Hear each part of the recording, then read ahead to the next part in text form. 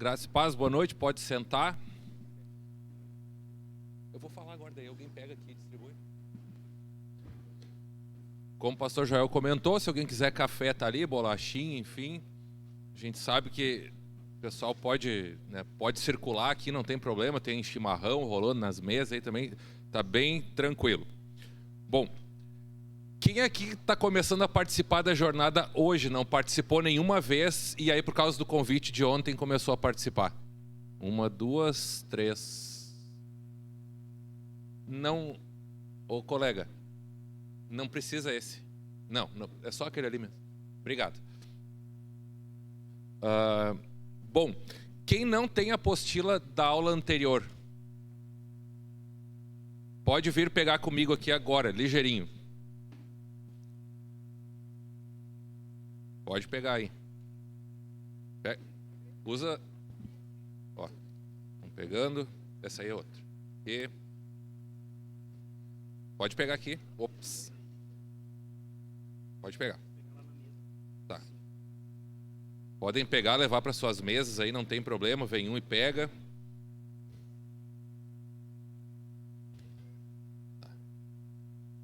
Isso aqui, ó. Ok.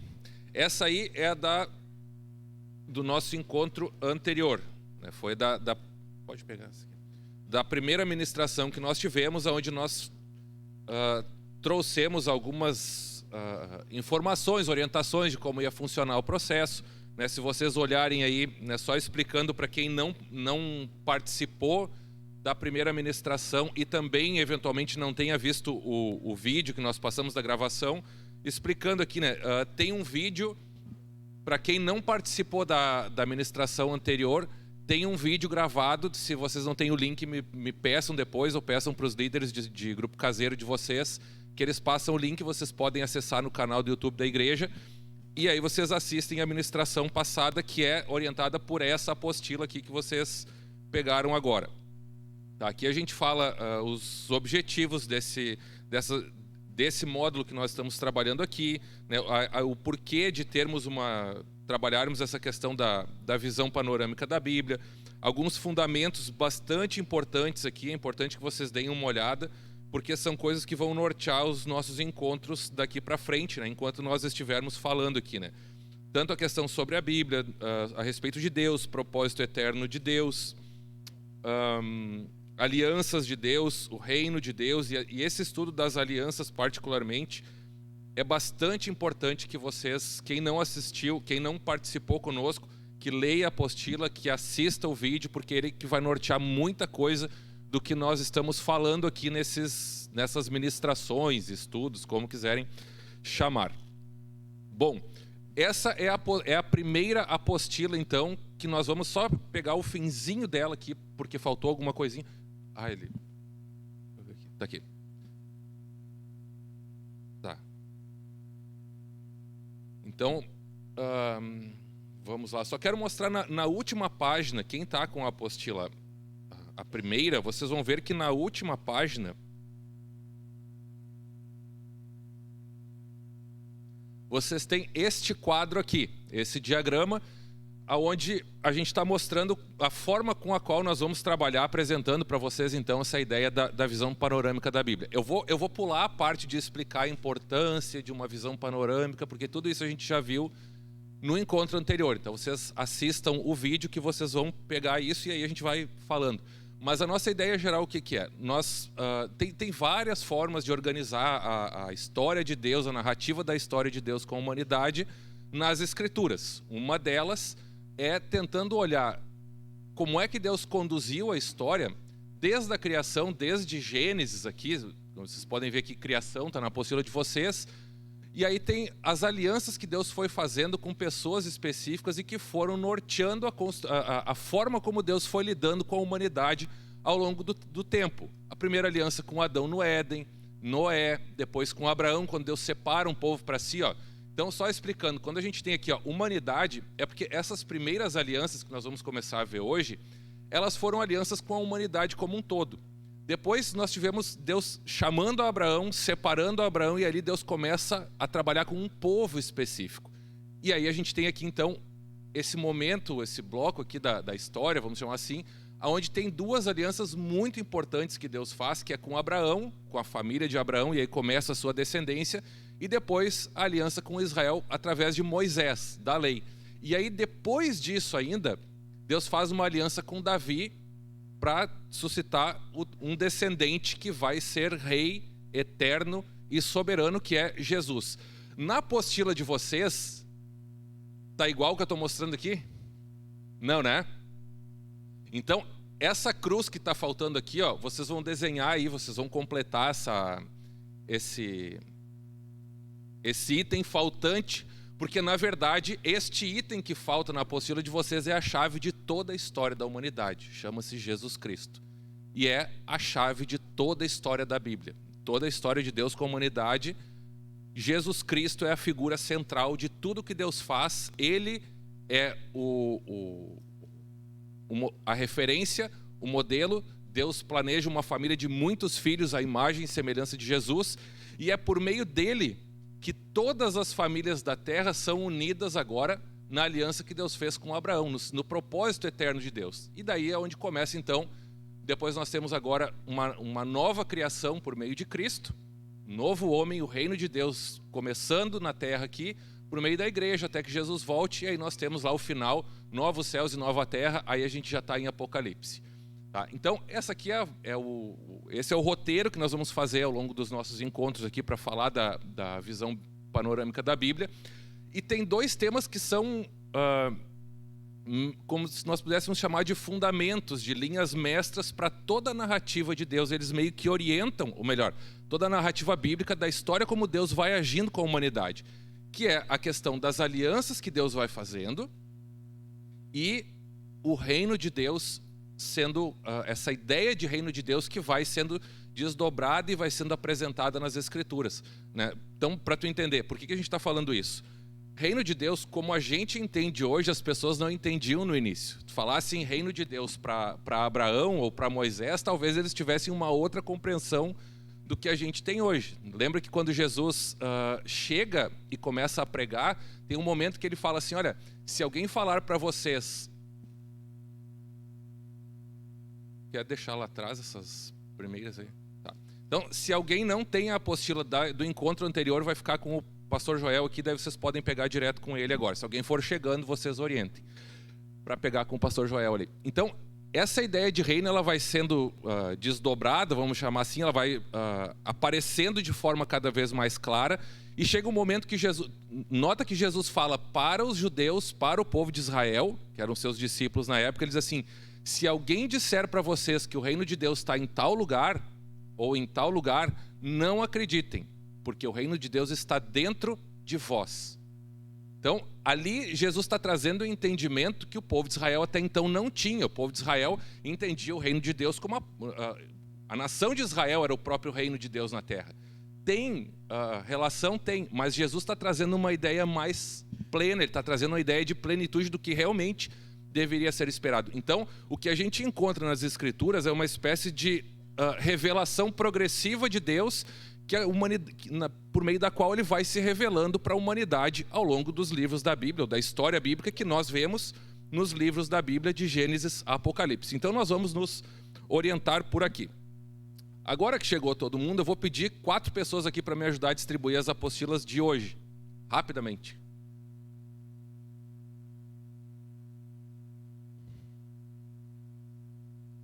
Dividam aqui entre vocês e levem para as mesas aí.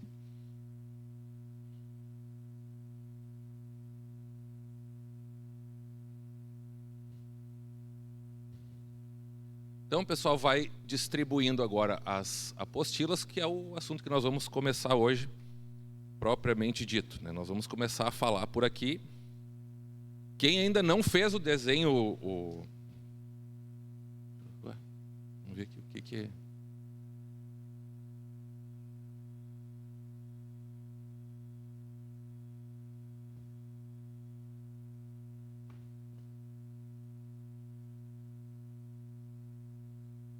O Data Show me sabotou aqui. Vamos ver.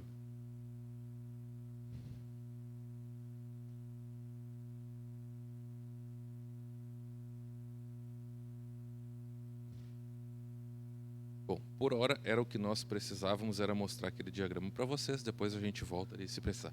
Mas não esqueçam de fazer o desenho da cruz ali no esboço geral da narrativa bíblica e escrever Jesus no meio, porque é fundamental que vocês tenham isso nesse quadro, né? Sem Jesus a história está incompleta. Assim, tecnicamente nós chamaríamos Jesus como a chave hermenêutica das Escrituras. O que significa esse nome estranho? Que Jesus é a figura pelo meio da qual nós interpretamos toda a Bíblia.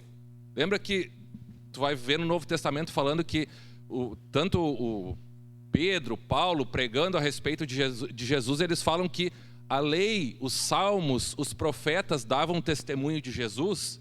O que eles estão falando? Que a chave para interpretar as Escrituras, o que eles procuravam? A Bíblia que os judeus tinham, ou melhor, a Bíblia que se tinha até o momento que Jesus aparece e a igreja inicia, é o que a gente chama de Antigo Testamento. Essa era a Bíblia que eles tinham. E por meio dela eles encontravam Jesus. É isso que a gente fala quando diz que Jesus é... Alguém ficou sem a apostila aí? A nova? Tá, se precisar ainda tem algumas aqui. Então, era isso que o grande trabalho dos apóstolos no início da igreja era esse. Era encontrar Jesus nas Escrituras, chamando Escrituras de do que a gente chama hoje de Antigo Testamento, e eles, por meio da onde eles encontravam profecias, referências a respeito de Cristo, eles pregavam. A gente não vai fazer isso agora aqui, porque não dá tempo, mas se tu olhar todas as pregações que tem no livro de Atos, dos apóstolos, dos discípulos, pregando a respeito de Jesus, o que eles fazem? Eles fazem uma retomada histórica desde Moisés, normalmente, ou de Davi, eles vêm tomando, e eles encontram alguma referência que fala assim, ó, isso aqui está se referindo a Jesus. E aí eles vêm explicando até chegar o momento que eles estão vivendo ali, no qual Jesus está em pessoa, de fato, ministrando e aparecendo ali. Então, é por isso que é tão importante que a gente tenha Jesus como a referência, e é por isso que não pode faltar aí no teu diagrama, no teu quadro, aí, essa ideia de que Jesus Cristo é a referência principal pela qual nós devemos olhar para toda a Escritura. Toda a Bíblia, de Gênesis a Apocalipse, nós precisamos olhar para ela sempre pela ótica de Cristo, porque toda ela ela aponta para Cristo. Isso é fundamental, que a gente não perca isso de vista de forma alguma. Bueno, então agora vamos para o conteúdo de hoje. Então tu vai ter na apostila de hoje. Só para vocês entenderem, essa apostila vocês estão recebendo ela grampeada, mas é uma apostila só. Essas porções que vocês estão recebendo fazem parte de uma única apostila que depois vocês podem encadernar.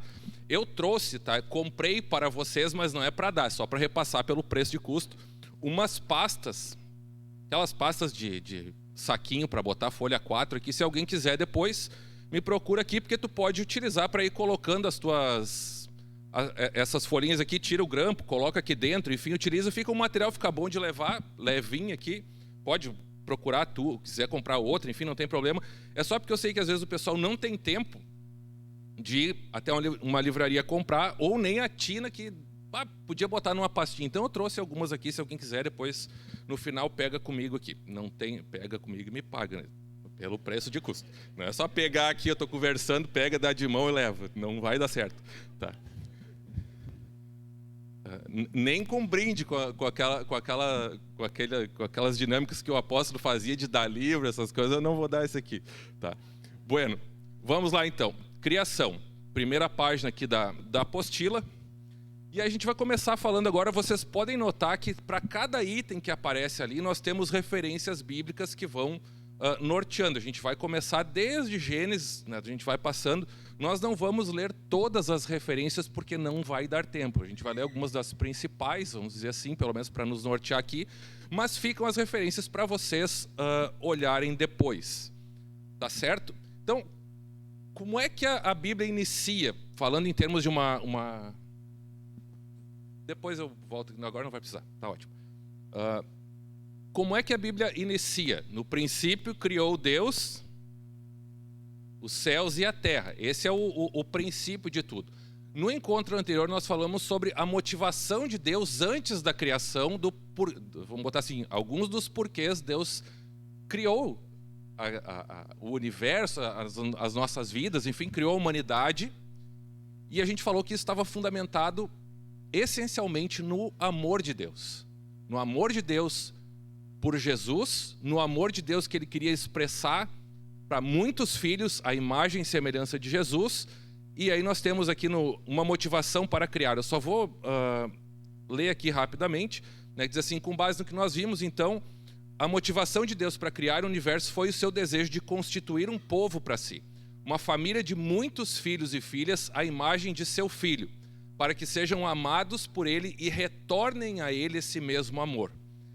E aí uma coisa que a gente adiciona aqui, tá? É que desta forma, em amor, essa humanidade passasse a ser a representação de Deus, a sua representação na Terra. Quando Deus fala em Gênesis 1, 26 a 28, multipliquem, dominem, exerçam governo sobre a criação, e aí Deus dá detalhadamente ali. Depois a gente vai ver em mais detalhes aqui o que isso significa. Mas basicamente o que Deus está fazendo, quando ele coloca o homem na Terra, ele está colocando um representante seu na Terra. Então, é sim, Deus cria a humanidade motivado por amor, para que ele tenha filhos que recebam do seu amor e possam devolver a ele esse amor. Tudo isso está em detalhes no vídeo da aula passada, tá? Então, eu só vou passando rapidamente aqui. Mas não para só nesse relacionamento. Tem um propósito, tem um destino, que é o quê? Agora vocês vão me representar sobre toda a terra. O ser humano vai ser a representação da pessoa de Deus na terra. É isso que Deus escolhe fazer através da humanidade. E aí depois, então, com essa motivação nós temos Gênesis 1:1. Tu pode ir folhando na tua Bíblia, se tu quiser aí, porque a gente vai na sequência, só ir passando a folha para frente. Mas Gênesis 1:1. No princípio criou Deus os céus e a terra. Quando a gente fala em Deus criar os céus e a terra, o que é importante que a gente tenha em mente? Já tinha alguma coisa criada. Hebreus vai falar o quê? Hebreus 11 fala o seguinte: Deus criou as coisas visíveis a partir das invisíveis. O reino de Deus, ou o lugar onde Deus habita, já existia. O trono de Deus, onde os querubins, os serafins, os anjos, quem mais, os 4 seres viventes, os 24 anciãos, quem tiver para estar lá, já estava. Deus já tinha criado eles todos. Eles já existiam. Esse ambiente celestial, vamos chamar assim, ele já existia. E aí Deus cria o universo. Quando diz Deus criou os céus e a terra, a gente está falando do que a gente conhece por universo. Qual é o tamanho do universo? Não sei. Mas quando a gente pensa no planeta Terra, no sistema solar, nas galáxias, no universo como um todo, isso que tem esses telescópios aí, como é que é o nome? O Hubble, tem mais um outro mais novo agora. O que eles estão explorando aí é tudo coisa que Deus criou, né? Quando diz Deus criou os céus e a terra, é disso que está falando. É essa criação visível, porque a invisível já existia. Então, tem um ponto aqui, a segunda frase aqui nesse item, os céus e a terra, é importante que a gente entenda. Que não é porque é visível que está desconectado de algo espiritual. Toda a criação visível possui o seu aspecto espiritual dentro da própria criação e uma correspondência nas regiões celestiais. Então, não é porque a gente está num ambiente físico ou material aqui que isso está desconectado da realidade espiritual. Tem um termo que particularmente, assim, cada um usa do jeito que quiser, tá? Eu particularmente não gosto, muitas vezes, assim, não procuro não utilizar. Cada um sabe de si, porque às vezes parece que faz uma distorção dessa realidade. É quando as pessoas mandam tudo para o mundo espiritual, né? Não, isso aqui é no mundo espiritual, né? Agora nós vamos fazer tal coisa no mundo espiritual. Se alguém achar alguma referência bíblica que me fale nessa expressão, eu mudo de opinião. Mas o que a Bíblia fala? Que existe as regiões celestiais. Por que eu digo que eu particularmente não gosto desse termo? Tem gente que usa, não tem problema algum, dependendo do uso que tu faz. A questão é que às vezes se dá uma ideia de que o que a gente vive aqui, tu pode escolher se é espiritual ou não. Não, isso aqui não tem repercussão no mundo espiritual. Isso aqui tem, às vezes, assim, tu vai em algum lugar, não, mas tu não sabe que se tu faz tal coisa, tem repercussão no mundo espiritual. Tu acha que tem alguma coisa que tu faz na tua vida que está desconectada da tua vida espiritual? Lamento te informar, mas não tem. Não dá tempo para explicar de onde é que vem essa ideia, tá? Mas isso é o que a gente chama, o pessoal chama de dualismo, né? Que é a ideia de que existe um reino espiritual inacessível à humanidade e aqui na Terra é outra coisa. Isso se cristalizou ainda. Tu pode ver que na Bíblia, principalmente no Antigo Testamento, na Bíblia, mas tu pega a mentalidade judaica especialmente, tu vai ver que eles não separam mundo espiritual e mundo físico, conforme a gente faz muitas vezes. No Novo Testamento, tu vê tem uma situação interessante que é a seguinte, acho que Atos 15, eu não sei se é 15, mas é por ali, que é em Atos, que Pedro está preso e a igreja está orando para que Pedro seja libertado.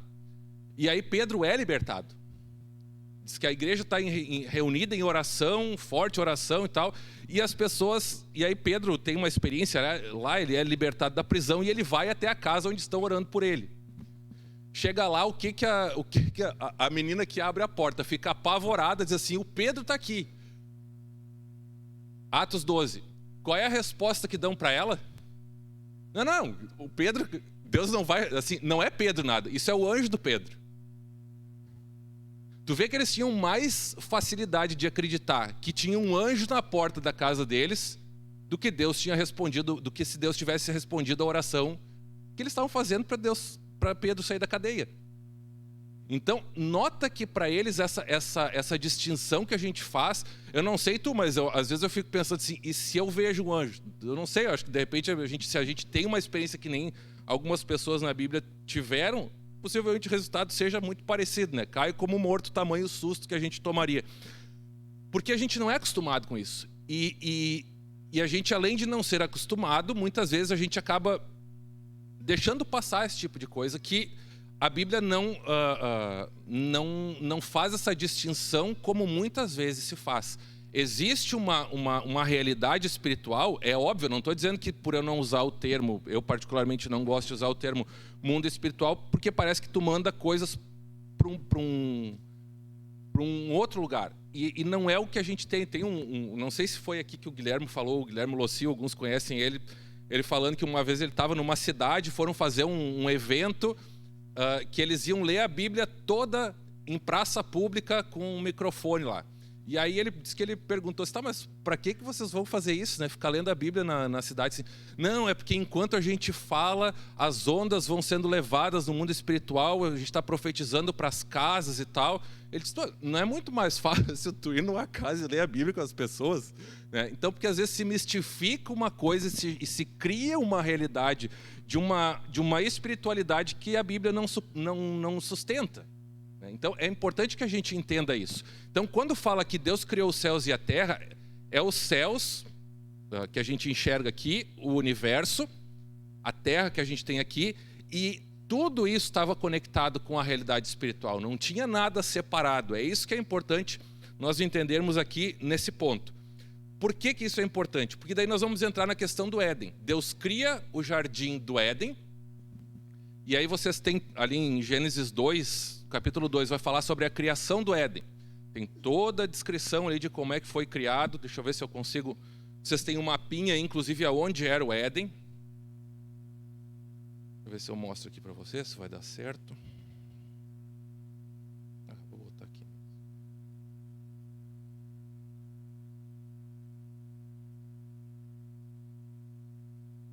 Eu acho que desligaram, que o DataShow não nos apoia hoje. Mas tudo bem. Vocês têm no mapa aí, na página 10, né, na primeira página aqui da apostila, a localização do Éden no mapa do planeta Terra. Alguém sabe qual era o país hoje, nos nomes de países de hoje, aonde o Éden ficava localizado? Alguém sabe? Fala alto e forte aí.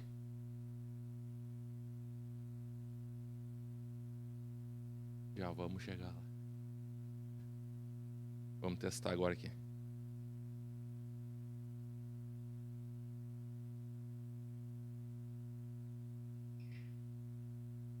Vamos ver se vai funcionar aqui o...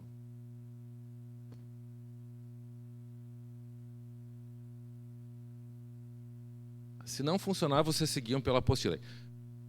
Ah, foi. Agora vai dar. Só para a gente colocar o mapa junto aqui, vocês olharem.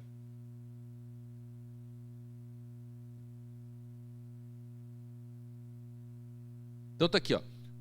Se vocês lerem a descrição na Bíblia, aqui em Gênesis 2, da onde ficava o Jardim do Éden, o rio Eufrates e tal, naquele ponto preto ali, ele está localizado. Claro que o ponto ficou bem grande, né, para vocês, só para dar referência.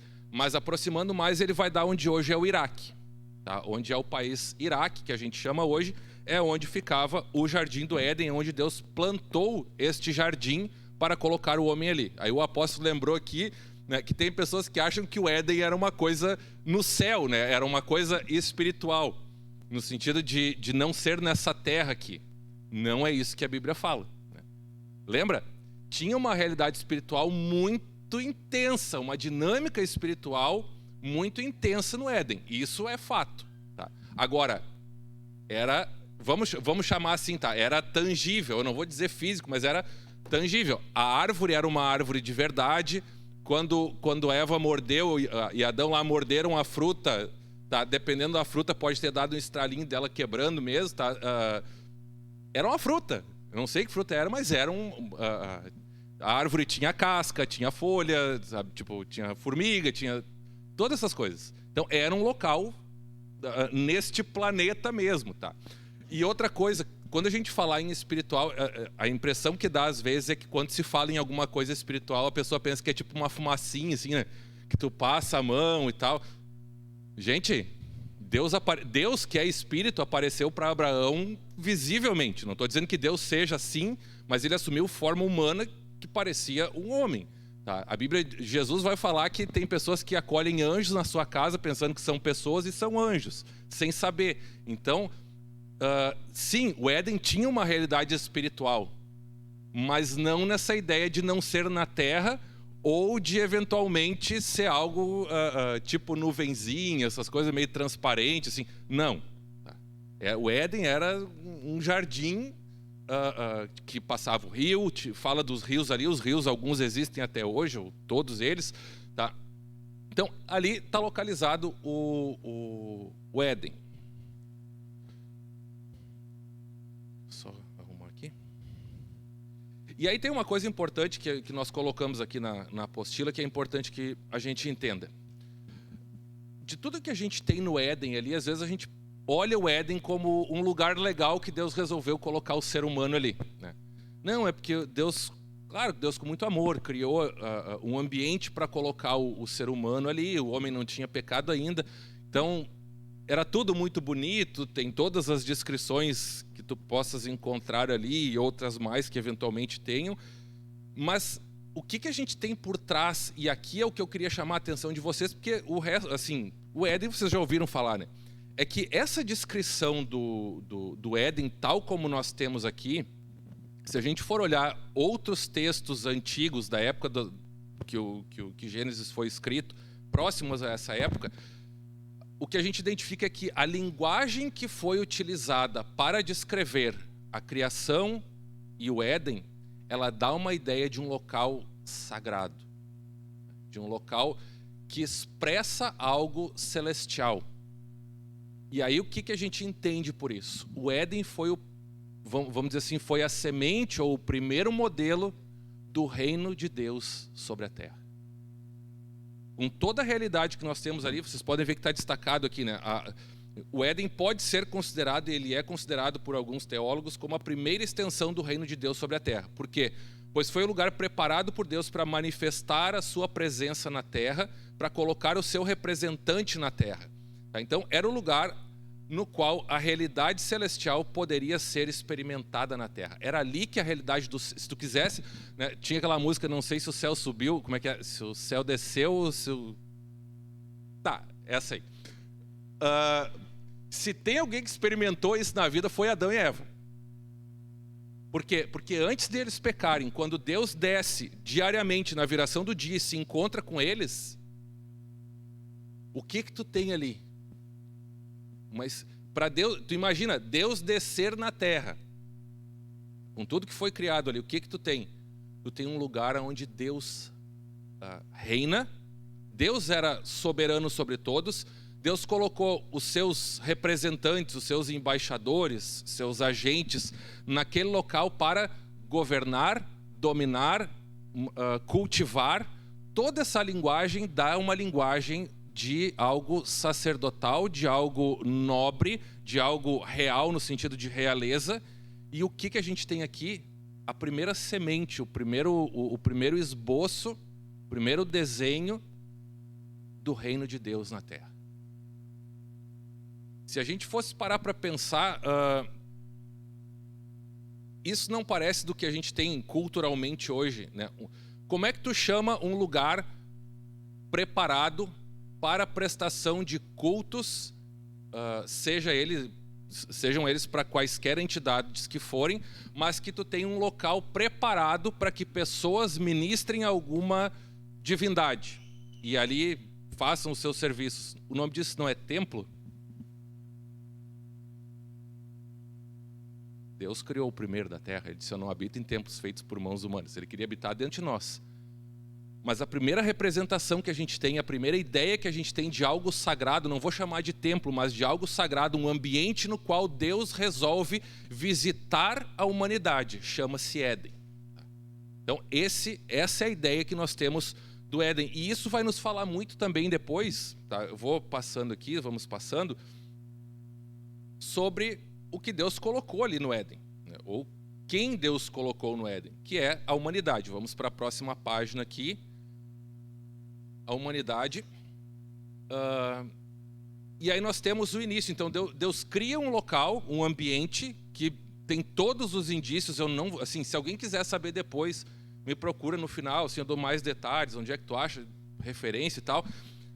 Para dar essa ideia de que este ambiente tem todos os indicativos de um ambiente sagrado, de um ambiente real, de um ambiente de serviço realmente a uma divindade soberana, que no caso é o nosso Deus, soberano sobre tudo e sobre todos.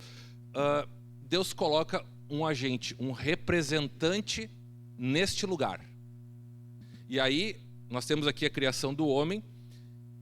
E é importante que a gente entenda, vocês têm aqui a primeira frase ali, a criação da humanidade é o ápice da criação de Deus. Vocês já devem ter ouvido a frase de que o homem, né, o ser humano, né, o homem e a mulher ali, eles são a coroa da criação de Deus. A humanidade é a coroa da criação de Deus. É um termo bastante utilizado.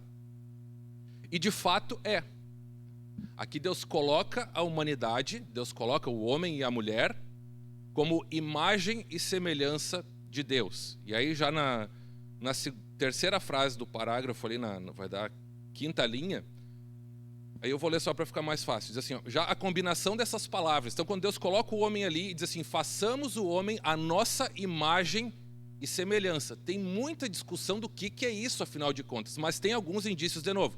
Se tu vai ver esse mesmo padrão de escrita sendo utilizado em outros textos antigos, tu vai ter algumas pistas, tá? E até dentro da Bíblia mesmo a gente vai chegar por aqui, que é o seguinte: a combinação das palavras imagem e semelhança era uma expressão utilizada nos tempos em que Gênesis deve ter sido escrito e que costumava ser utilizada por reis ou divindades para indicar autoridade para governar e relação de filiação. Era como dizer que uma pessoa é a imagem e semelhança de uma divindade porque ela possui uma relação de filho, de filiação com essa divindade e de autoridade e poder para governar em nome dessa divindade como seu representante. Eu sei que ficou bem comprido, pode ser confuso, às vezes a primeira vez escutando isso, mas o que é importante entender aqui é que esses termos imagem e semelhança, e tem textos assim de outras fontes também, que utilizam esse padrão e sempre é vinculado a uma questão de realeza. Ou não só de divindade, assim, de alguma divindade, mas até mesmo reis utilizando essa linguagem para falar dos seus filhos, dos seus descendentes. Eles usam essas expressões juntas, imagem e semelhança, para dar essa ideia. Ele me representa, o meu filho é uma extensão de mim, e por ser uma extensão de mim, em um relacionamento que nós temos de amor e lealdade, ele me representa para governar. Ele é quase como se fosse o que a gente tem ideia hoje, talvez, de um embaixador ou até algo a mais, no sentido de que ele representa, ele fala em meu nome. É basicamente isso. O que ele falar, eu assino embaixo, ele fala em meu nome, como embaixador. Depois a gente vai ver isso ao longo da Bíblia, é muito interessante, como é que isso vai se desdobrando. Mas o que eu quero te chamar a atenção aqui é que, para além da ideia que, assim, senso comum nós temos de que o ser humano é a imagem e semelhança de Deus, pelo aspecto moral, de poder decidir e uma série de coisas, se a gente vai olhar a questão do texto e o padrão que ele está sendo utilizado, o texto em si vai além. O texto em si vai nos indicar isso. O ser humano foi criado para ser o representante de Deus na Terra, como tanto na questão, vamos chamar assim, executiva ou na questão real, de realeza, como também na questão sacerdotal, na questão de servir ao Senhor, de servir a esse Deus como filho. Então, a presença do homem, agora estou falando do homem e mulher, foram os dois juntos. A presença do ser humano no Éden, quando Deus coloca o ser humano ali e faz tudo isso, o que ele está dizendo é, eu estou colocando na terra pessoas para me representarem como meus filhos, por serem meus filhos e terem um relacionamento comigo, e estando alinhado comigo, eles me representam e têm autoridade para falar em meu nome e para agir em meu nome. Era essa a ideia. Por isso que essa linguagem, às vezes o pessoal acha um pouco pesada, né, quando se fala assim, dominai. Claro que não é dominar no sentido de tirania, não é isso. Mas quando Deus cria a humanidade, ele traz essa ideia de que ele não está só botando gente no mundo. Ele está colocando representantes seus, que com base em um relacionamento de lealdade e amor, e aí a gente vai voltar para aquela palavra que nós vimos na aula passada, que é o hesed.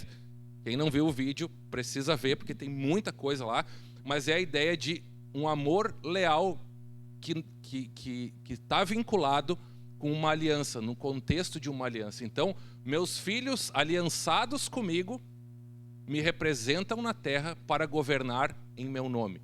Então, a humanidade foi colocada na terra para governar a terra, para governar a criação em nome de Deus, sendo representante do Senhor Deus na terra.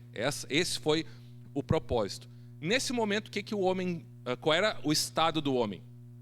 Uma vez eu aprendi assim, muitos anos atrás, há uns anos atrás aí com o apóstolo, que o homem não era santo nesse momento, mas ele era inocente, né? Tem diferença entre santidade e inocência. O ser humano, antes de pecar, o seu estado era um estado de inocência. Ele ainda não tinha pecado. A gente não vai usar o termo santidade, porque daí envolve mais coisas que passam pela pessoa de Deus também. Mas nesse momento o homem era puro, ele não tinha pecado, então ele era inocente. Esse é um ponto importante que a gente entenda, e era por conta disso, né, e de tudo isso que Deus fez, que ele podia representar Deus na terra em sujeição ao próprio Deus. E aí depois a gente tem aqui outro ponto importante, é que a estrutura fundamental dos relacionamentos humanos, conforme Deus coloca na terra, vai ser a base toda vai ser a estrutura de família. Deus coloca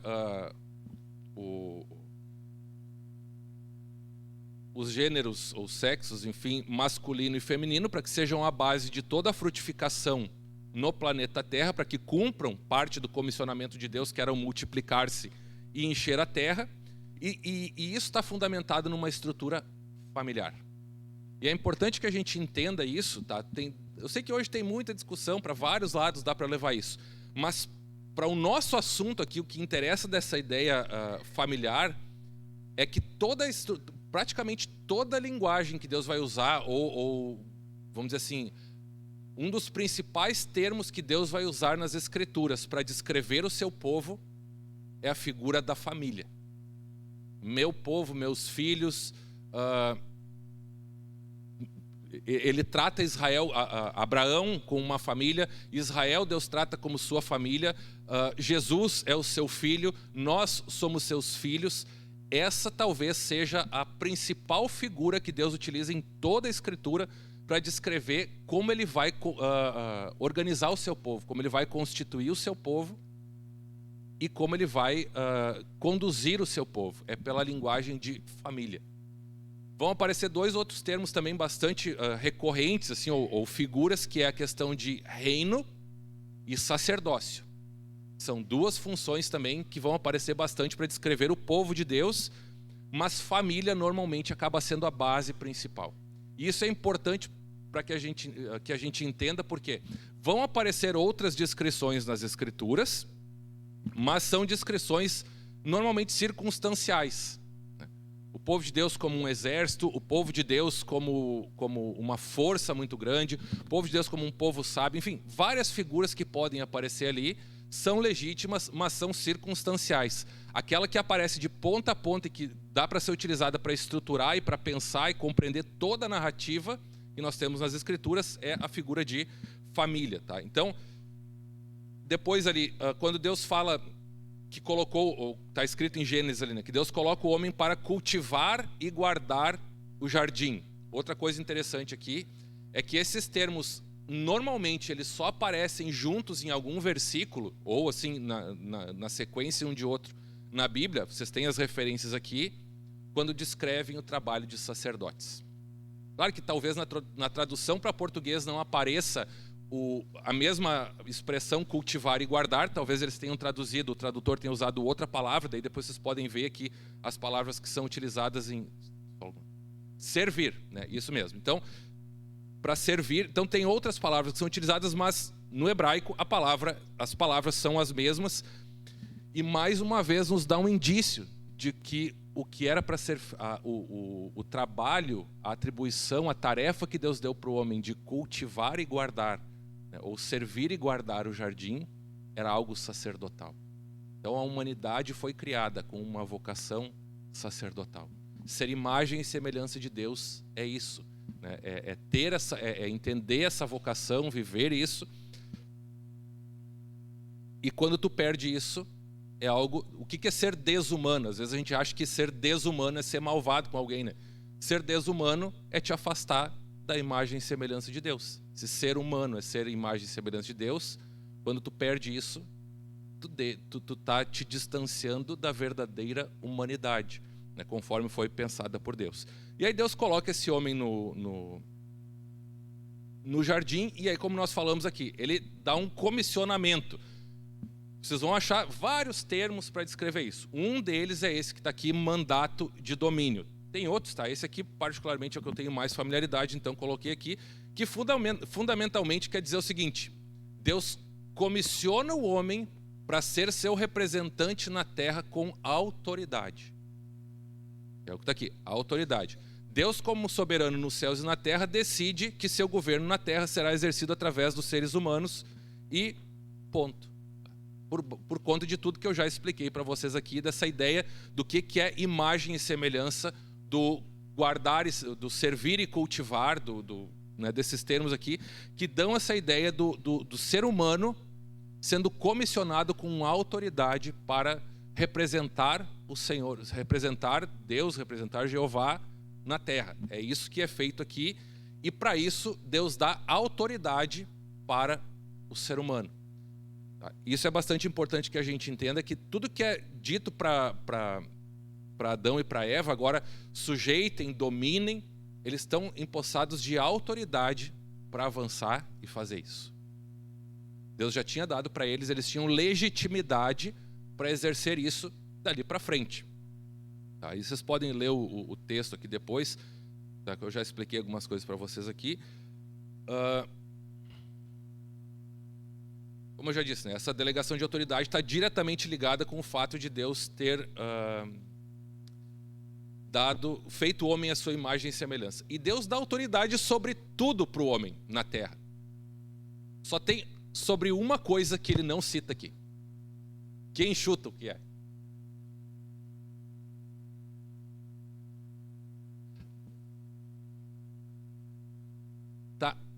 Sim, mas eu estou falando assim, sobre Deus ter dado, Deus deu autoridade sobre os animais, Deus deu autoridade sobre as plantações, sobre o jardim, sobre coisas que Deus deu autoridade para o homem sobre.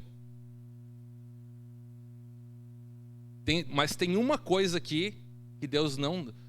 Aliás, duas, tá? Mas tem uma coisa aqui que não vai aparecer agora. Alguém chuta? Sem certo e errado, tá? Não vou fazer pegadinha, não tem nada de pegadinha.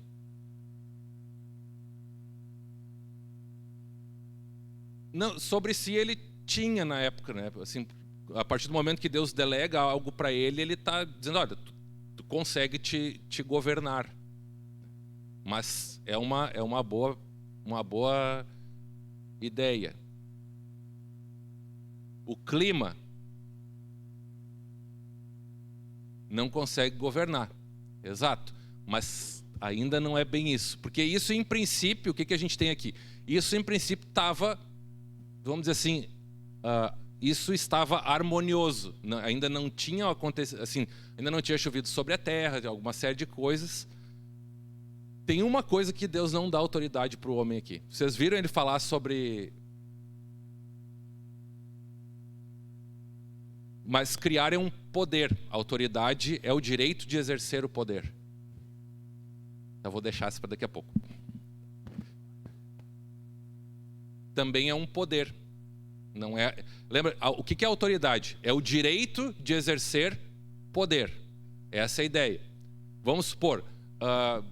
sem entrar em questões ideológicas, tá? Eu não tenho, mas vamos supor que eu tivesse, como é que direito de ter uma arma na minha casa, tá? Eu não tenho, não quero, e não é isso, tá? Mas vamos supor que eu tivesse uma arma na minha casa, seja qual for ela. Eu tenho poder de usar essa arma em qualquer poder para matar alguém? Eu tenho poder para ferir alguém? Eu tenho. Dentro da minha casa, eu posso usar. Se eu sair na rua, eu tenho esse poder? Eu tenho. O que eu não tenho? A autoridade. A partir do momento que eu excedi o limite, eu perdi a autoridade. Então, a autoridade é o direito para exercer poder. Então, até é bom, acho que foi bom porque daí a gente explica isso, né? A diferença entre poder e autoridade é essa. A autoridade é o direito para exercer poder. Eu posso ter um canhão na minha casa, mas se eu não tenho autoridade, legitimidade para usar, eu não posso usar. Eu posso até andar com ela escondida na rua e me achando poderoso, mas eu não tenho direito de usar. Então essa é a diferença entre autoridade e poder. A gente já vai, depois eu já explico para vocês o que é ali. O fato é que Deus concede autoridade sobre toda a criação, sobre tudo que foi criado ali. Deus fala, né, tenha ele domínio, né, e exerça esse propósito agora, né, que é encher a terra, governar. E para que servia essa autoridade? Para representar ao Senhor. Aqui é um ponto importante, né, quando a gente fala, que hoje a gente fala em receber, por exemplo, a autoridade espiritual. O que é autoridade espiritual? É o direito que Deus nos dá como seus filhos. Tem diferentes tipos de autoridade, mas é o direito que Deus dá para os seus filhos exercerem poder e influência sobre áreas específicas. Eu quero crescer em autoridade espiritual. E isso é um dos propósitos pelos quais a gente está aqui, para que tu possa crescer, amadurecer e Deus te conceda mais poder e mais autoridade. Mas é importante entender o que Deus estava pensando aqui no Éden. Essa autoridade tinha um propósito: representar Deus na terra. Não era para eu representar a mim próprio e mostrar, olha como eu sou poderoso, olha quem sou eu agora. Não era para isso. A autoridade era autoridade para servir, para ministrar ao Senhor. Não é à toa que Jesus depois vai resgatar esse princípio e diz o quê? Quem é que tem mais autoridade? Quem serve. Quer ser grande? Desce. O maior entre vós seja o menor. Por quê? Porque o princípio da autoridade no reino, Jesus falou, no mundo, quanto mais autoridade, mais poder, mais as pessoas se sentem importantes, mais elas se sentem com o direito de mandar na vida dos outros e que os outros as sirvam. E Jesus falou, entre nós, não é assim. Entre nós, no meu reino, o maior é o que serve a todos. É esse princípio que Deus já deu para Adão aqui. Tu vai me servir, em submissão a mim, tu vai governar sobre toda a criação. Esse é o princípio geral, que daí pega aquilo que o Zilton falou, da submissão, né, que era, nesse caso era a questão da árvore da vida, mas era o princípio da submissão.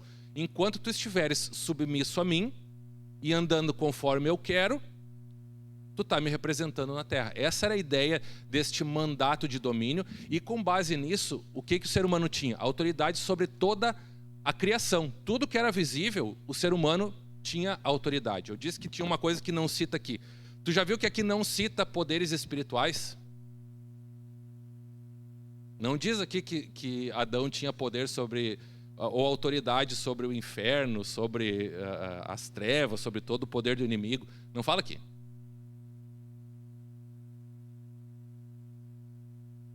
Mas Adão e Eva tinham autoridade sobre toda a criação. Tá? Isso é importante que a gente entenda. Depois a gente vai ver o que isso tem de repercussão no que a gente está falando aqui.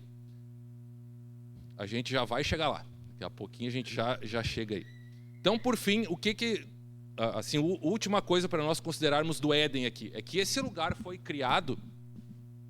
Quando Deus cria o Éden, Deus coloca o ser humano ali, pelo que a gente viu. Tá? Vamos supor que o Éden fosse aquele círculo preto ali. Não era daquele tamanho, era menor, tá? Mas vamos supor que fosse aquilo ali. Quantas pessoas tu acha que caberiam ali, no multiplicar e encher a terra? Por quanto tempo o Éden duraria daquele tamanho? Ia chegar um ponto, não ia caber todo mundo. Ia chegar um ponto que, de tanto multiplicar, o mandato era o quê? Multipliquem-se e encham a terra. Vão se espalhar pela terra. Como é que eles chegaram aqui? Possivelmente por aqui, vieram daqui e desceram para cá. Tá? Então, era para encher tudo. Má notícia. Tem que sair do Éden. Vai ter que sair do ninho, né, para cumprir o propósito. O Éden era a referência. O comissionamento do ser humano era levar essa referência para onde ainda não havia. Para levar essa extensão do reino para onde ainda não havia. Só aqui já dava uma pregação que a gente não vai fazer, é claro. Né? Mas olha a ideia de Deus. Eu estou te dando um ambiente de provisão, de cuidado, de respaldo. Tu tem tudo aqui. Esse é um ambiente santo, esse é um ambiente que é quase o céu na terra. Eu venho aqui todo dia e agora tu vai encher a terra, tu vai dominar a criação, tu vai estender isso, tu vai levar essa presença, tu vai levar esses princípios para toda a terra.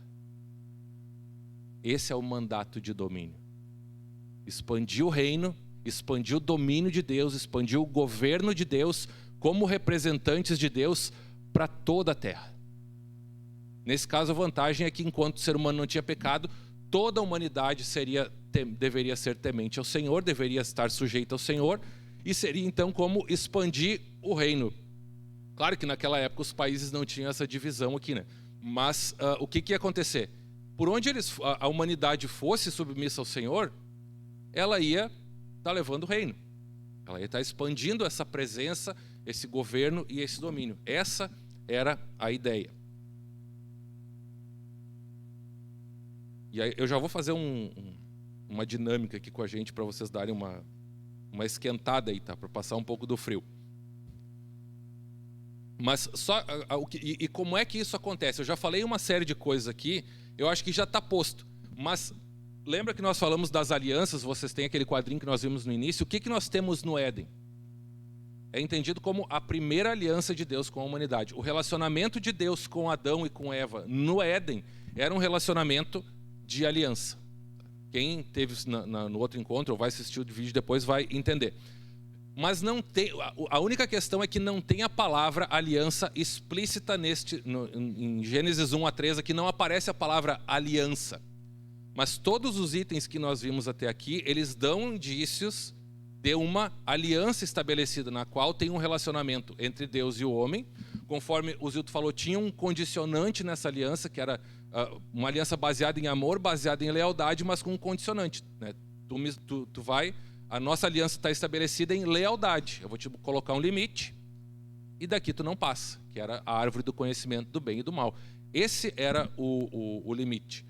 Então, todas as alianças vão seguir esse padrão que está aqui, tá? Quando nós formos falando, só para ficar mais fácil. Qual era o propósito dessa aliança então, que Deus estabelece em Gênesis 1, 26 e 27 ali, e 28.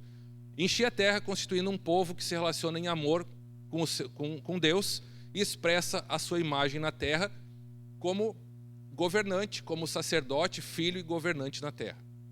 A representação dessa aliança, ela estava justamente em um homem ser imagem e semelhança de Deus, e essa delegação de autoridade e poder ou domínio que Deus deu para o homem.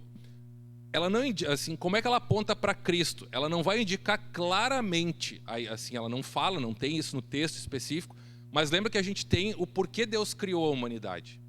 A gente já falou isso antes. Que foi o quê? Essa humanidade foi criada para se unir com Cristo em algum momento. Lembra, Jesus não é um plano B de Deus. Jesus não veio para a Terra só porque o ser humano pecou. Ele ia aparecer igual, não sei te dizer como. Mas Efésios 1, 3 a 5 vai dizer que ele nos escolheu nele antes da fundação do mundo. Antes do mundo ser criado, Deus já tinha pensado em Jesus na Terra. Nós fomos escolhidos nele. Jesus ia aparecer em algum momento. Então, de alguma forma, Cristo já estava no plano de Deus, já estava no propósito de Deus. Isso aparece em Colossenses 1, 28 também, ou 27. Cristo, o grande mistério oculto antes da criação, que Deus já tinha planejado, que era Cristo em nós, a esperança da glória. Então, esse sempre foi o desejo eterno de Deus. Cristo habitando em nós, Cristo dentro de nós. Esse é o ponto, então, que a gente tem como referência para Cristo. A parte de Deus nessa aliança era o cuidado, a proteção, a provisão, o governo, e o homem, o que Deus comissionou a ele foi multiplicar, encher a terra, dominar a criação e, como condicionante, não comer da árvore do conhecimento do bem e do mal. Como é que essa aliança foi quebrada ou desonrada? Pois eles foram lá e comeram da árvore do conhecimento do bem e do mal. Tá? Como eu falei aqui, já tá nos itens aqui, não tem essa palavra aliança, mas logo adiante nós vamos ver que ela volta a cena apontando aqui para o Éden. Tá? E aí aquilo que nós já falamos também na semana passada, né, que as alianças são um dos principais meios que nós vamos ver nas Escrituras, pelo meio dos quais Deus revela a si próprio para a sua criação. É por meio da figura das alianças que Deus revela a sua fidelidade, a sua lealdade, o seu comprometimento com a sua criação e com os seus filhos. Dúvidas, perguntas? Não dá para dar testemunho, tá? É só pergunta mesmo. Quem quer perguntar alguma coisa?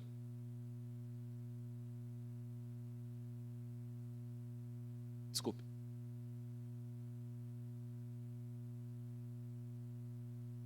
Não, era não comer da árvore do conhecimento do bem e do mal. Era essa aí. A condicionante era essa.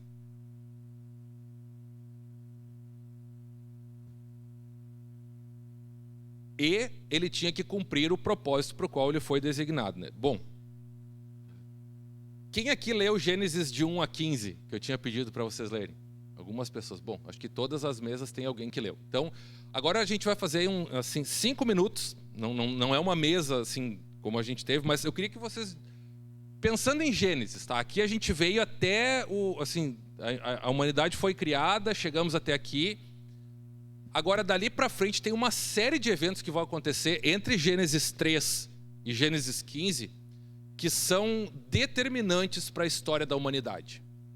Tem coisas que acontecem de Gênesis 1 a 15, várias coisas que mudam o curso da humanidade fortemente. Eu queria que vocês discutissem entre vocês aí se vocês identificam alguma coisa em Gênesis de 1 a 15, principalmente de 3 até o 15, tá? Que vocês identificam assim, puxa, esse acontecimento aqui mudou o curso da humanidade. Tal coisa que aconteceu, se isso aqui não tivesse acontecido, a história seria outra, ou porque isso aconteceu, a história tomou outro rumo. Podem discutir rapidamente, depois eu vou perguntar para alguns aqui, tá? Não vai dar tempo de apresentar, fazer um trabalho, não dá, tá? Eu vou perguntar para algumas pessoas.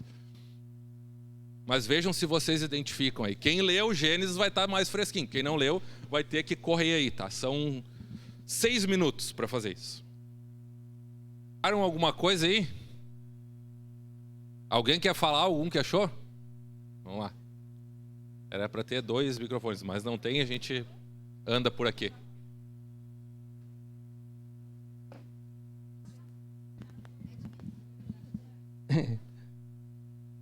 Em Gênesis 3,15, é 3?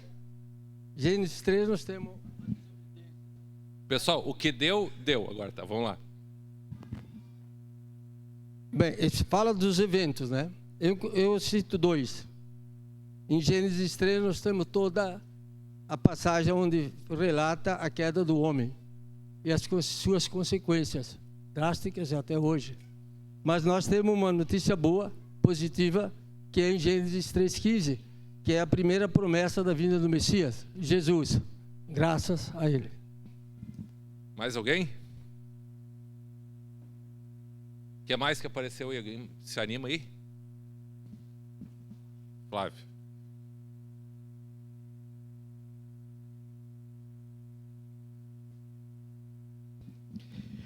Lá em Gênesis 4,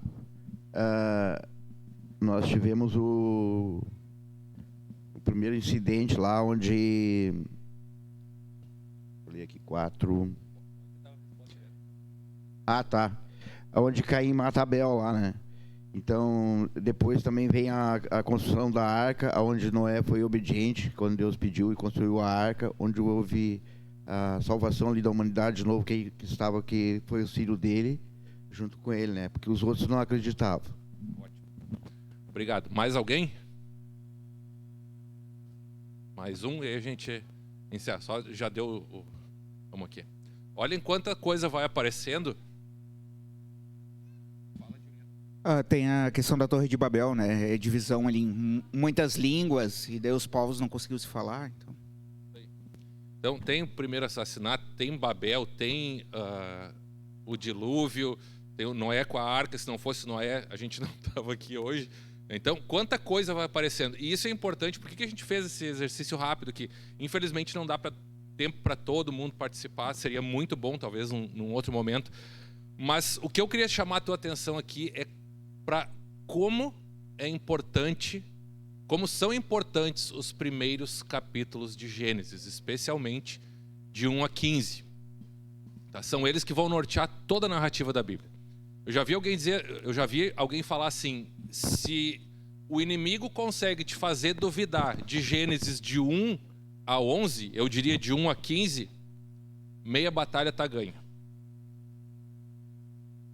Por que se investe tanto hoje, e até isso foi um dos assuntos que surgiu, né? Como é difícil acreditar num dilúvio, como é difícil acreditar que uma arca preservou a humanidade, como é difícil acreditar que essa conversa de pecado hoje em dia, né, é melhor falar em falha de caráter do que pecado e tal. Tem tanta coisa que se tenta desconstruir a respeito das Escrituras. E coisas importantes. Então, eu pedi para vocês lerem Gênesis 1 a 15. Eu sei que eu ouvi coisas do tipo assim: mas eu já li. Pô, eu também já li, mas eu li de novo. A vida da Bíblia é isso, né? É ler sempre e sempre. Há quem diga que... Tem uma frase que eu gosto que é assim: quanto que eu tenho que ler a Bíblia? A Bíblia toda, sempre. Sempre a Bíblia toda. É importante nós lermos constantemente as Escrituras. Nós precisamos desenvolver um relacionamento próximo com esse livro. E Gênesis de 1 a 15 é chave, tá? Para toda a compreensão que nós vamos ter das Escrituras. Lembra? Se tu pegar Jesus solto no tempo, eu vou pegar só o Evangelho ali. Tu vai ter a figura de Jesus, tu pode...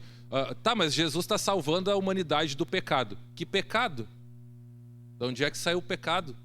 O pecado está em Gênesis.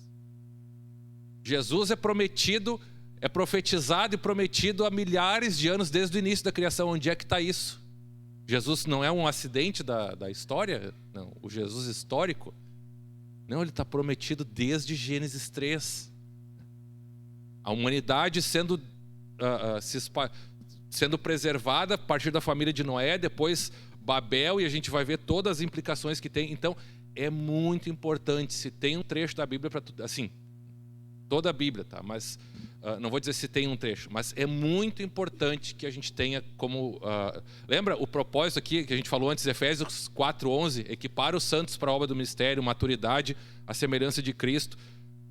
que a gente está querendo trazer para vocês aqui? Ferramentas para que vocês possam crescer na sua caminhada com Deus. E essa compreensão de Gênesis é fundamental, ela é indispensável. Tá? Mas eu já li Gênesis faz uns 10 anos. Lê uma vez por ano, pelo menos. Tá? Mas te familiariza com isso, porque tem muito fundamento que está ali. Gênesis, quando começa a falar de Abraão, toda a nossa história está conectada com ele. Tem muita coisa profunda, muita coisa importante ali, que tu vai ver que Jesus é muito maior do que um cartão de crédito para pagar pecado. Né? Tem gente que acha que Jesus é tipo um pincel, né? O sangue de Jesus. Não, eu pequei mesmo, passa o pincel aqui, apagou, deu, vamos de novo. Jesus é muito mais que isso. Jesus é muito mais que isso. Ele é a coroa da glória.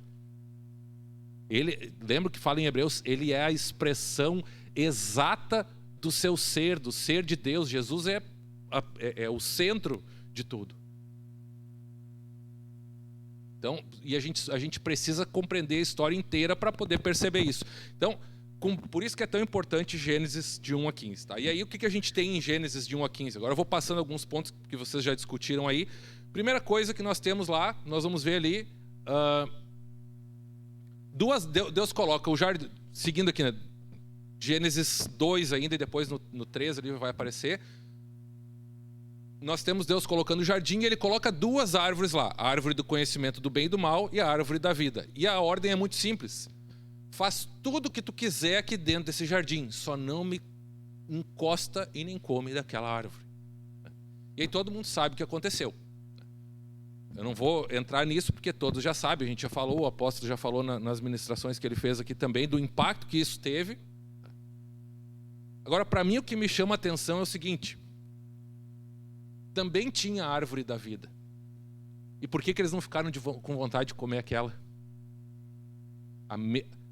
Eu imagino que a distância para uma talvez fosse semelhante para outra. Assim como a Eva e Adão estavam lá na volta da árvore do conhecimento do bem e do mal, eles podiam ter estado na árvore da vida. Eles podiam ter comido o primeiro dela. Talvez a história seria bem diferente. E aí, então, é importante entender isso. Eu não vou entrar em grandes detalhes, mas no segundo parágrafo aqui das 2 árvores está escrito assim: de forma semelhante, podemos ver que a vida com Deus não se trata de uma série de proibições. Deus a vida de Adão e Eva não era para girar em torno do que não fazer. A vida de Adão e Eva deveria girar em torno do que fazer. Talvez eles podiam ter comido um fruto da árvore da vida por dia durante anos e desfrutado das coisas de Deus. Já viu que tem gente que, e às vezes até a gente pensa, né? É cheio de não pode na igreja. Eu estou falando dos bíblicos, tá? Não é as coisas que as pessoas inventam para moldar comportamento. Isso é outra coisa. Estou falando das coisas da Bíblia. Mas parece que a Bíblia é um monte de coisa que não pode, e não pode, e não... para aí. E às vezes a gente tenta ensinar que viver em santidade é não fazer isso, não fazer isso, não fazer isso, não fazer isso. Aí tu vive em santidade. Esse não é a essência da Escritura. Porque se tu olhar para a Bíblia aqui, o que Deus está dizendo? Aproveita tudo que eu te dei, inclusive a árvore da vida, eles podiam comer. Agora eu vou ter que correr um pouquinho.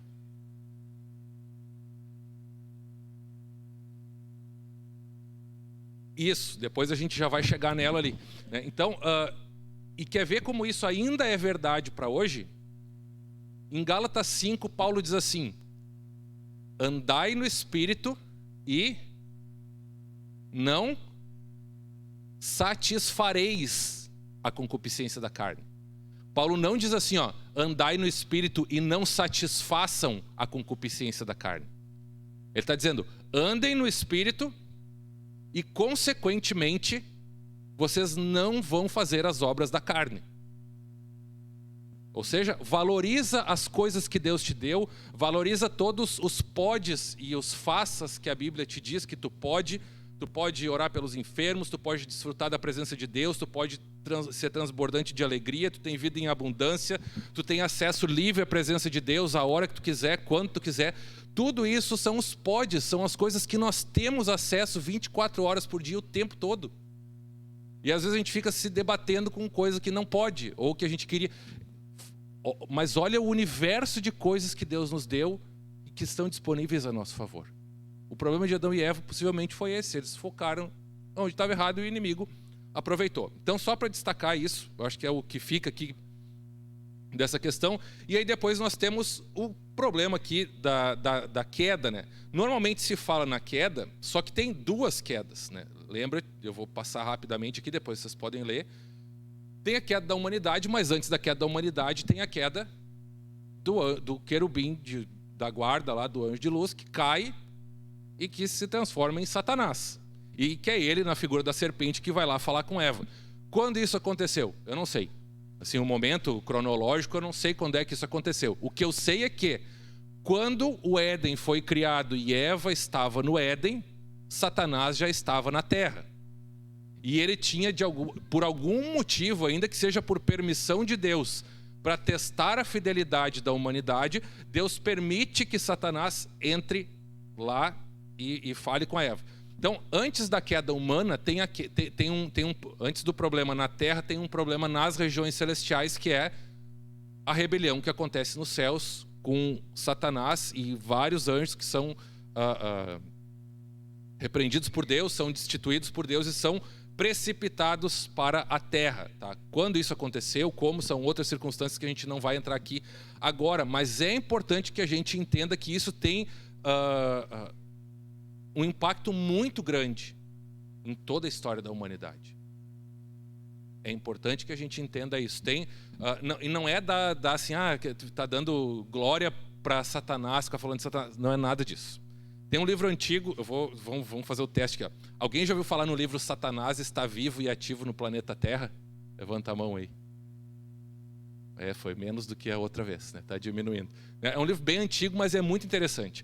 E é um livro que fala justamente sobre essa questão de mostrar que existe sim uma atuação das trevas. Às vezes a gente ignora que existe sim, desde que Satanás e os anjos caíram, foram precipitados para a Terra, para este planeta aqui. Tá? Eles perderam a autoridade que tinham, mas continuaram por ser seres espirituais, continuaram com poderes, enfim, mas sem autoridade. Eles caem aqui e agora essa é a primeira queda. Então, a humanidade vai ter que administrar isso também. Ela vai ter que saber lidar com isso. Qual era a principal forma que o ser humano tinha para lidar com as trevas neste momento do Éden aqui? Obediência. Não precisava nada mais. Era só não ter comido da árvore do conhecimento do bem e do mal, que as trevas não teriam espaço algum para atuar. Tá? Então, esse é o primeiro ponto, e é o que nós temos então, toda essa estrutura que hoje a gente chama de principados, potestades, poderes, dominadores, forças da maldade, tudo e tal. Tudo isso foi se organizando, vem daí, tá, dessa queda que aconteceu. Então, com essa queda o ser humano tem a sua... E aí depois então, por que a serpente engana Eva? Tá? Agora, como é que foi essa dinâmica eu não sei. Eu só imagino que... Eu não sei se era tão estranho assim para Eva ver uma serpente falando ou não, tá? Dada a realidade do Éden antes da queda. Tá? Não sei como é que era, não sei em que circunstâncias. O fato é que a serpente fala com Eva, aqui representa Satanás, Eva peca, Adão peca junto, e aí agora, então, o ser humano, aquele que era para ser a representação da glória de Deus na terra, que era para ser o seu representante como seu filho, sua imagem, semelhança, expressando a sua autoridade, ele resolve então desobedecer. E aí com essa queda então, o que acontece? Satanás foi precipitado para a terra e perdeu sua autoridade. E aí diz que ele ficou desfigurado e tal, vocês podem ver os textos lá de Ezequiel, outros textos. O ser humano quando peca, tá, ele tem agora a sua natureza interna alterada e ele passa a ser pecador. Isso é natureza. Entenda uma coisa, não sei se tu entende isso, senão eu vou te explicar. O ser humano não é pecador porque ele comete pecados. Ele comete pecados porque ele é pecador. Vem demais porque é crocante ou é crocante porque vem demais? Tinha uma propaganda assim. Né? Então, o ser humano, os nossos pecados são os frutos de uma raiz ruim dentro da humanidade, que é uma natureza pecaminosa. Ninguém é chamado pecador porque comete pecados. Se fosse assim, uma criança recém-nascida não seria pecadora. Mas ela já tem uma natureza pecaminosa dentro dela. Todo mundo tem uma natureza pecaminosa dentro de si. É isso que vai... Se vocês lerem Romanos, principalmente Romanos 3 ali também, Romanos 3 em diante vai te explicar isso, né? Quando fala que todos pecaram e estão separados da glória de Deus. Ou seja, o que Adão e Eva fizeram passou para toda a descendência humana, que é essa natureza pecaminosa. Tá? Sabe a seiva de uma árvore? Não importa se tem frutos, se não tem, a seiva está correndo ali. O pecado é como se fosse a seiva da árvore, tá? Em todo ser humano na face da terra. Tá? Não tem um que não tenha. Ah, mas não, dizendo que tu não me conhece, eu sou boa pessoa e tal. A Bíblia diz em Romanos que não tem um sequer. Não se escapa ninguém. Todos pecaram e estão separados da glória de Deus. Já ouviu aquela frase assim, por que coisas ruins acontecem para pessoas boas? Isso só aconteceu uma vez, com Jesus. É o único que passou aqui que não tinha pecado. Essa frase, nós não podemos lidar assim, entenda, não é ficar repreendendo os outros, reclamando, falando, não é nada disso. É só que nós, para os outros tanto faz, mas nós temos que entender que essa frase na nossa mente, na nossa cultura não serve. Dizer que coisas más acontecem para pessoas boas. Uma vez chamaram Jesus de bom, o jovem rico chamou Jesus de bom, o que ele respondeu? Por que tu está me chamando de bom? Só Deus é bom. Nem Jesus aceitou isso. Claro que ele era santo, né? Mas ele traz essa ideia, essa questão assim, de boazinha, de bonzinho. Esquece. Não, mas eu dou oferta, eu dou esmola para os mendigos. É todo mundo pecador. As tuas boas obras não te fazem mais ou menos justo. Então, todos nós somos pecadores porque corre dentro de nós uma natureza pecaminosa que não tem o que a gente possa fazer para tirar ela de nós. Não tem. Então, aí a gente começa a falar aqui do impacto da queda, que é o que nós estamos falando aqui, que o primeiro impacto, daí falando da queda do ser humano, a primeira coisa, morte espiritual. O ser humano morre espiritualmente, ele fica separado de Deus, que é esse rompimento abrupto de laços íntimos, né, entre o homem e Deus. O espírito agora está morto, a alma está deformada e o corpo corrupto. Corrupto no sentido que agora ele vai passar por um processo de morte. Nasce, cresce, envelhece e morre, né, ou reproduz, envelhece e morre.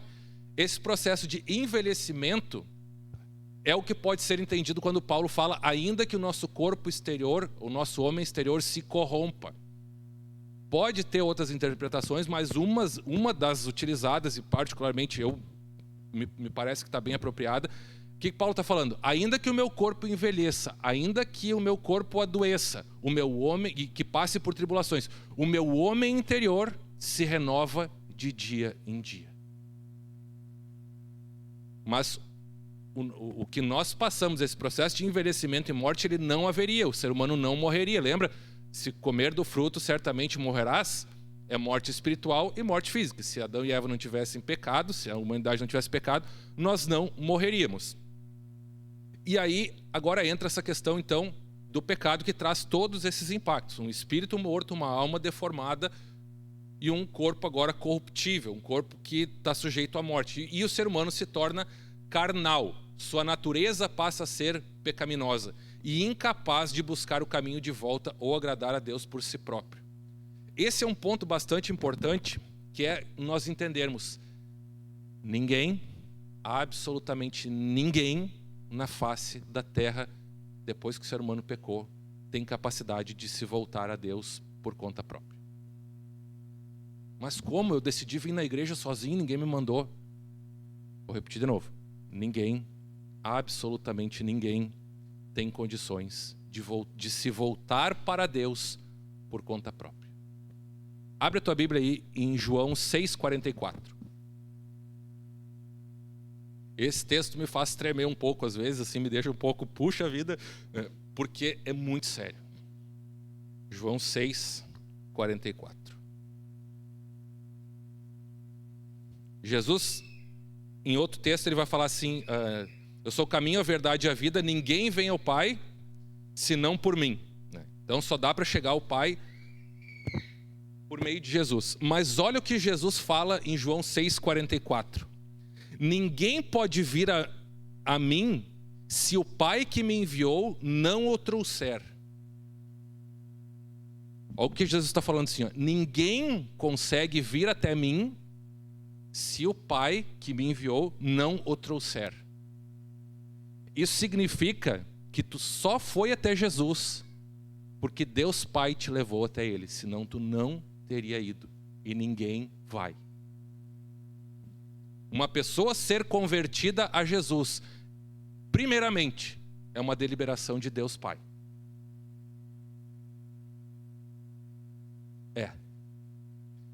Aqui, eu não sei tu, mas eu começo a pensar assim, puxa vida, quanta gente por aí ouve o evangelho e não se converte? Quanta gente ouve o evangelho e parece que entra num ouvido e sai no outro? E às vezes a gente não tem caso que assim, puxa, mas eu evangelizo, a pessoa não se converte. Talvez Deus ainda não trouxe essa pessoa até Cristo. O que me preocupa, o que me deixa um pouco estremecido por dentro? É pensar que, dentre tantas pessoas que Deus ainda não chamou, Ele me aproximou de Cristo. Quanta gente da tua vida, do teu convívio, e que talvez até pelo mundo fosse avaliado como melhor do que tu e do que eu, ainda não chegou a Cristo. E não chegou a Cristo, muitas vezes porque Deus ainda não trouxe essa pessoa. Até que Deus Pai não trouxe essa pessoa até Cristo para que ela possa se converter. Lembra que Deus falou para Moisés? Terei misericórdia de quem eu tiver misericórdia e não vou ter de quem eu não quiser ter. Ou seja, Deus chama quem Ele quer. Deus salva, ou melhor, Deus dá a oportunidade de salvação para quem Ele quer. E aí eu penso, puxa vida. Bom, a minha explicação para Deus ter feito isso comigo é muito simples. Deus pega as coisas que não são para fazer.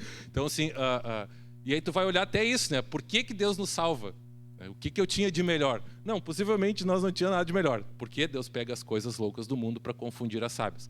Há quem diga que a glória de Deus nos céus vai ser a seguinte: quando a gente estiver lá, os anjos vão passar e vão dizer assim: o quê? Até o Lisandro aqui, Deus é muito poderoso mesmo, né? Olha o que Deus fez. Por quê? Porque é a obra de Deus sendo, é Deus mostrando, é eu que faço. Eles não tinham mérito nenhum, eu que peguei e fiz. Então entenda isso, quando o ser humano caiu em pecado, ele se tornou incapaz de buscar a Deus. Tu tem vontade de estar aqui, tu tem vontade de orar, tu tem qualquer vontade que tu tenha de te voltar para Deus, foi gerada por Ele em ti. Tu pode corresponder ou não, mas tu só chega a Ele porque Ele quis. Olha quão privilegiado e quão privilegiada tu é. Deus ter olhado para nós. E aí, isso ainda tem outros impactos, né? Quando o ser humano peca, a gente vai parar ali por 10 para as 10, tá? E aí depois seguimos adiante no próximo encontro. Quando o ser humano peca, acontece uma coisa. Normalmente a gente olha o aspecto negativo, né?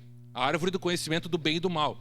Então o ser humano agora conheceu o mal. Ele aprendeu a fornicar, adulterar, assassinar, a roubar, porque ele está distante de Deus. Sim, tudo isso é verdade. Esse é o conhecimento do mal.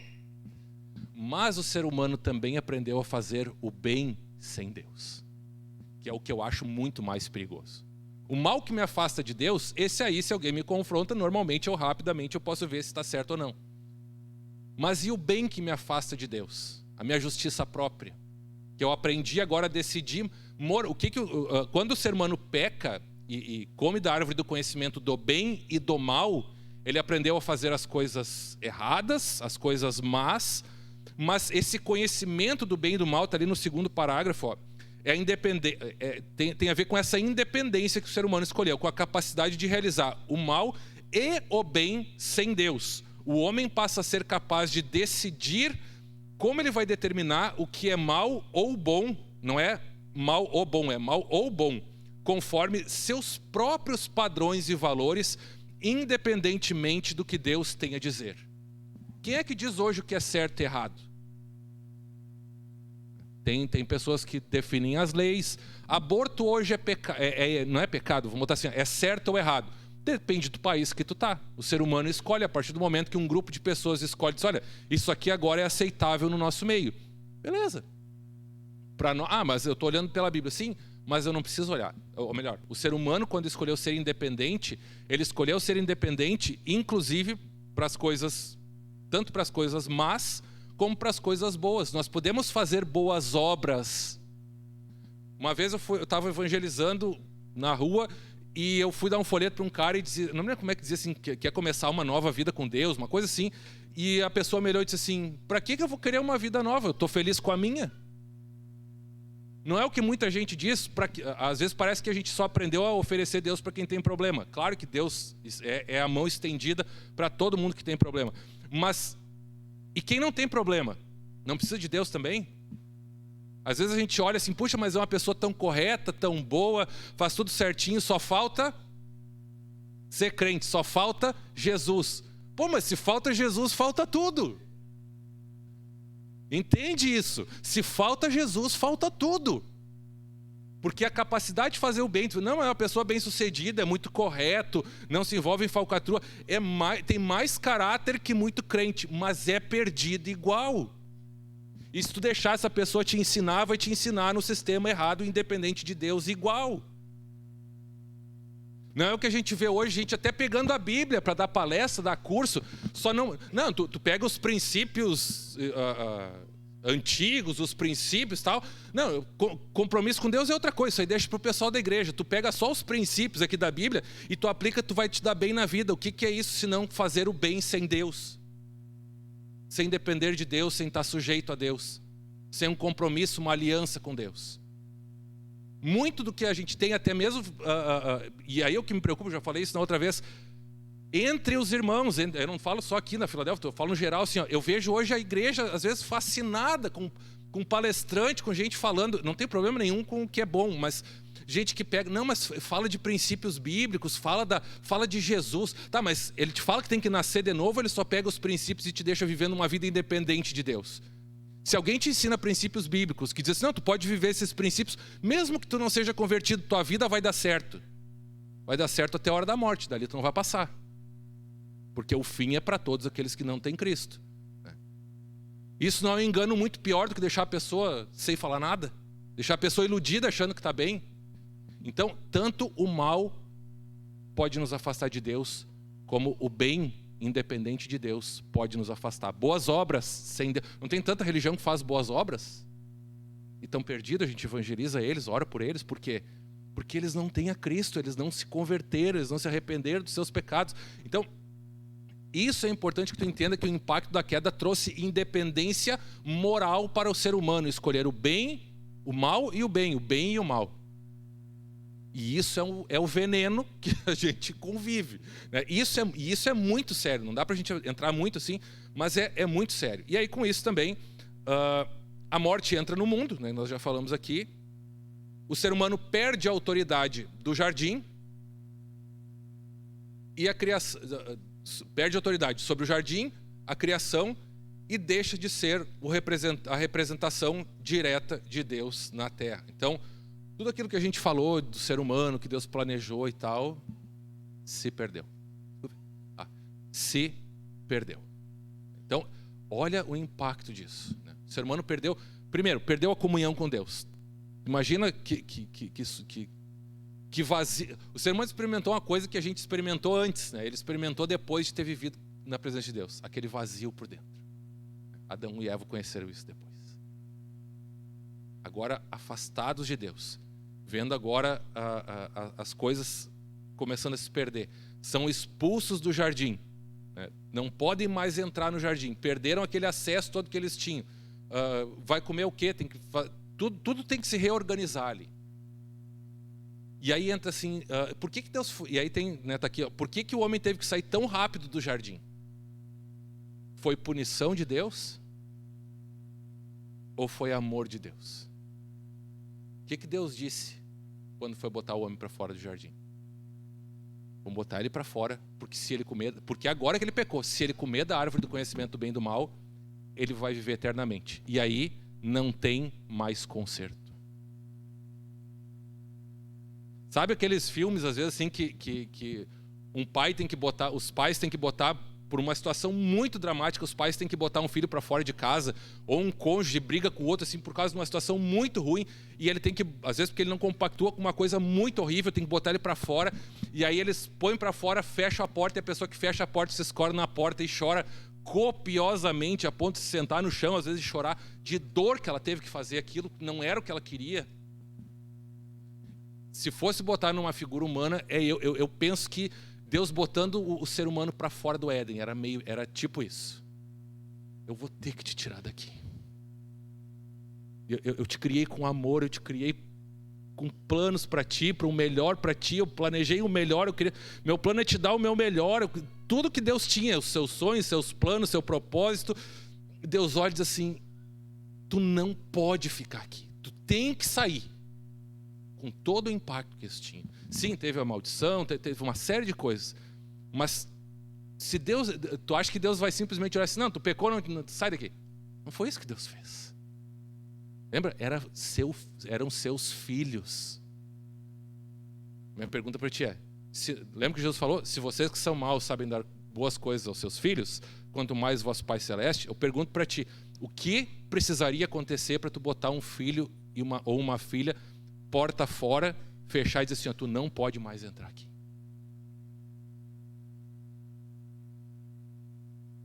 Foi muito sério, mas Deus não deixou de amar a humanidade. Não foi por falta de amor, não foi simplesmente um castigo. Como é que a gente sabe disso? Porque Deus amou essa humanidade perdida de tal maneira e deu seu próprio filho para resgatar essa humanidade. Então é muito importante que a gente entenda isso aqui. E aí, finalizando agora, um ponto final sobre a questão do Éden. O que acontece quando Deus põe o ser humano para fora? Ele coloca nas portas do jardim lá, ele põe os querubins. Na Bíblia, aonde é que aparecem mais querubins? Ou é no templo, ou é nas construções do tabernáculo, lá na tampa da arca, ou é na decoração do Santo dos Santos, ou é no templo lá também, no Santo dos Santos, ou é com o trono de Deus lá em Ezequiel, que tinha os querubins e tal. Nota que os querubins só aparecem em ambientes onde é o ambiente da presença de fato de Deus, tipo o Santo dos Santos, aqui é o lugar quente mesmo, né? É ali que Deus botava os querubins para zelar pela sua santidade. Por que Deus colocou querubins na porta do Éden? Mais um indício de que aquele lugar era a representação do trono de Deus na terra, do reino de Deus na terra. Senão ele podia ter botado qualquer outro, era só ter fechado o jardim.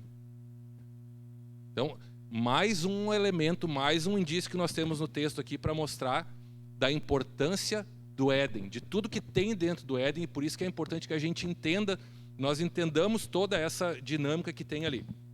Tá. Vamos parar por aqui, porque já vão ser 10 para as 10. E aí nós temos dois caminhos, né? Perguntar para o apóstolo pastor Joel, que é a semana que vem, ou deixamos já direto para daqui 15 dias?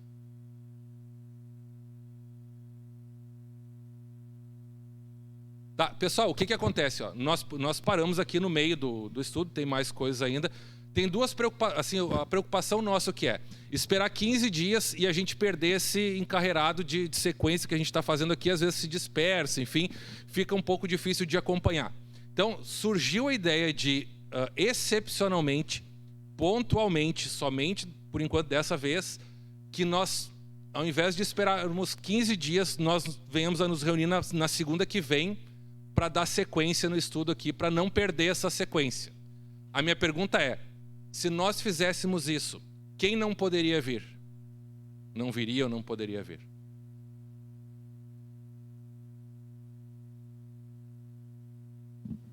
Levanta a mão aí mais alto, vamos ver. Dá umas 10 pessoas mais ou menos. Então, daqui 15 dias. Nos vemos daqui 15 dias, sem problema. Enquanto isso, pessoal, o que eu recomendo, quem não leu os textos que eu tinha passado para vocês da apostila 1, tem o quadro lá das alianças e tem todos os textos. Para daqui 15 dias, então, quando nós vamos continuar, leiam aqueles textos, são textos bastante importantes para que a gente possa acompanhar aqui. Quem não assistiu a ministração passada, pegue o link, me pede aqui, ou pede para o seu líder de grupo caseiro, assista a ministração, acompanhe pela apostila, leiam esse material para que vocês possam ficar ao par de todo o conteúdo que a gente está falando aqui. Se tiverem dúvidas, perguntas, podem me procurar aqui no final para a gente falar, não tem problema. Se alguém quiser as pastinhas depois, também me procura aqui. E nos vemos daqui 15 dias, então.